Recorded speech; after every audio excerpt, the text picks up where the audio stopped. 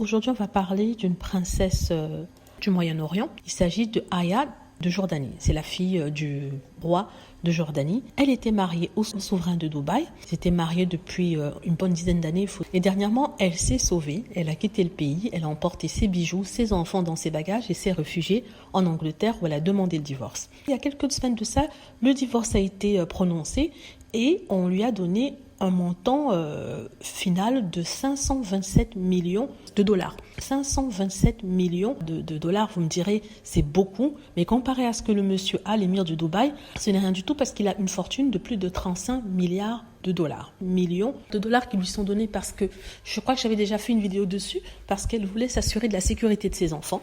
Les enfants qu'elle a pris en Angleterre avec elle, il faut savoir que dans certains pays musulmans, lorsque le couple divorce, les enfants restent automatiquement avec le papa. C'est encore plus vrai quand le papa est le dirigeant du pays, l'émir du pays, et du coup, elle s'est enfuie. Elle a pris ses enfants. Alors, pourquoi demande-t-elle le divorce ? D'après certains, il faut donner la version des deux côtés, pour elle, elle avait peur de son mari qui était soi-disant violent. Elle se basait justement sur ce qui est arrivé à ses deux filles qu'il avait rapatriées mani militari dans son pays. Elle disait qu'elle avait peur surtout pour sa fille, qu'elle ne souhaitait pas qu'elle soit élevée dans la tradition et qu'elle voulait que sa fille soit libre. Et son fils, elle voulait le garder auprès d'elle. Donc c'est pour ça qu'elle a divorcé, parce qu'elle pensait à ses enfants. Alors que l'émir dit en fait que sa femme l'a trompé avec son garde du corps. Il a des preuves. Chose confirmée par le garde du corps qui aurait demandé à cette même dame 1 million de dollars, sinon il aurait cafeté. Ça veut dire qu'il l'a fait chanter en expliquant qu'il dirait toi son mari s'il ne lui donnait pas 1 million de dollars. Chose qu'elle a faite, elle lui a donné 5 millions de dollars. Ensuite, elle s'est enfuie parce que le monsieur a appris ce qui s'était passé. Vous savez que l'adultère n'est pas toléré dans les pays musulmans. Donc elle s'est enfuie. Et là, on lui donne raison au niveau de la sécurité de ses enfants. Comme il vaut 35 milliards, il est tout à fait normal que ses enfants vivent dans le luxe. Et c'est pour ça qu'on lui a donné cet argent-là. Donc il y a certains qui disent que ce n'est pas juste parce qu'après tout, c'est elle qui a trompé.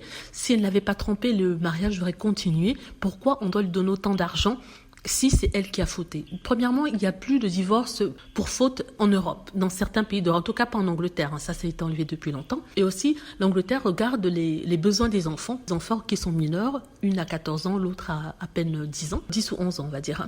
Donc du coup, je crois que c'est ça qui a pesé dans la balance et c'est pour ça qu'elle a eu autant d'argent. C'est l'un des divorces les plus chers dans l'Angleterre. Mais est-ce qu'elle a été vraiment gagnante? Parce que c'est comme si elle était dans une prison, elle a peur de tout, elle ne peut pas sortir parce qu'elle a peur d'être enlevée et ce n'est pas vraiment l'idéal. Sincèrement, peut-être qu'elle ne veut pas finir comme Lala Salma du Maroc, dont on n'a toujours pas de nouvelles, je le rappelle. On n'a pas de nouvelles d'elle, on ne la voit plus et on se demande ce qui lui est arrivé. Dites-moi ce que vous en pensez. J'espère que vous avez aimé la vidéo. N'hésitez pas à cliquer sur like si c'est le cas, à vous abonner pour plus de vidéos et à cliquer sur la petite cloche afin d'être averti lorsque je poste une nouvelle vidéo. Merci.